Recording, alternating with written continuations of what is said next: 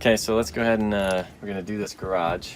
So when we outline the garage, what we want to do is start in the corner. The reason we want to start in the corner is because we want everything to end about a foot off the ground. So this is usually a 7 or 8 foot garage. So what I'm going to do is just line this up. And if I put this on the corner, obviously it's way too far. It's probably a couple feet off. Okay, but I don't want the bulb on the ground. I want it about a foot off the ground like this, mostly because if people are shoveling or running their snow blowers or whatever, that light's not going to get tagged. So I want that to be about a foot off the ground is where we want to go. So we'll start by tacking the corner. We're just going to staple the bulb right, pretty much right next to the bulb, and that's going to keep that bulb pointing out. Okay, it's going to keep it up there. So if you look at the stapler, you're going to have this groove. So when you compress it, you want your wire to be right in the middle of this groove, so it'll kind of fit right there. All right, so just use that to guide your wire. If it's SVT 1 or 2, you don't want to push tons of pressure on it because you don't want to slice the wire. You can if you're putting too much pressure. Okay, you just want to try to keep it flat so that when it does staple, it just goes into the wood but doesn't cut the wire. Okay, so I'm just going to start this next one here.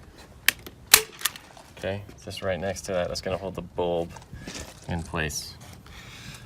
All right, so then when I work across, I want to make sure that my wire's straight because it's going to keep the bulbs. If this is twisted, it's going to keep these from being straight, but if I can keep this wire straight, it's going to make these bulbs look better. Okay, so I'm just going to cruise across that. If you have a couple guys, another guy can start cruising down. Just going to make sure that's lined up. And typically you want to ask permission from the homeowner. Make sure they're cool with us using staples before you just start stapling stuff. So get their permission. Usually people don't say no, because this is the only way we can really tack these on efficiently.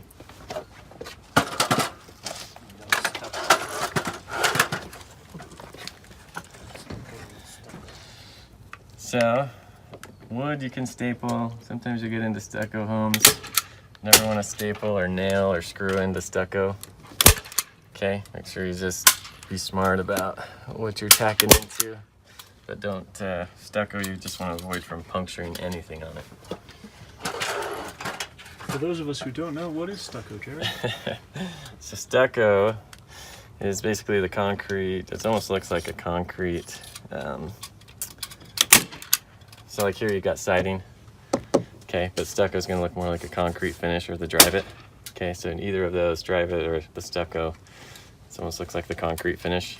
You don't want to puncture any of that because behind it's just foam board and you'll get moisture behind there, it can damage it, so you just want to avoid it.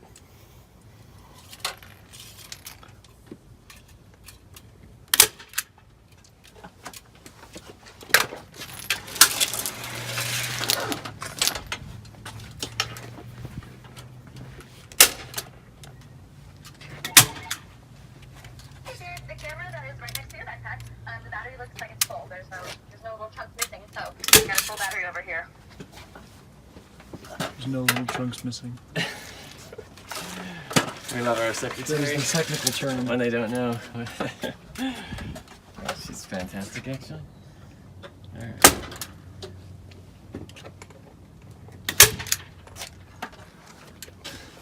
When I get to this edge, I don't need to, this is pretty close to the corner, so I'm okay with that. But you do want to try to get something close. If it's like here, I'm probably going to split the difference and try to get to the corner. I think we're okay here.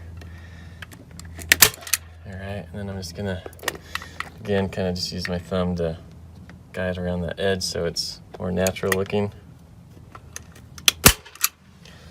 Okay, I might need to tack this other side to keep that bulb from pulling out. Okay, so same thing when we get down. I'm gonna I don't want this bolt to be on the ground, so I'm going to clip it so we're about a foot off.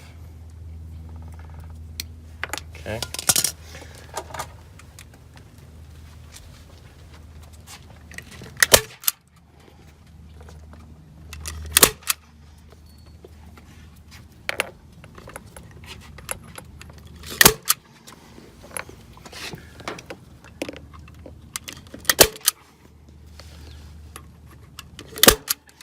All right, so that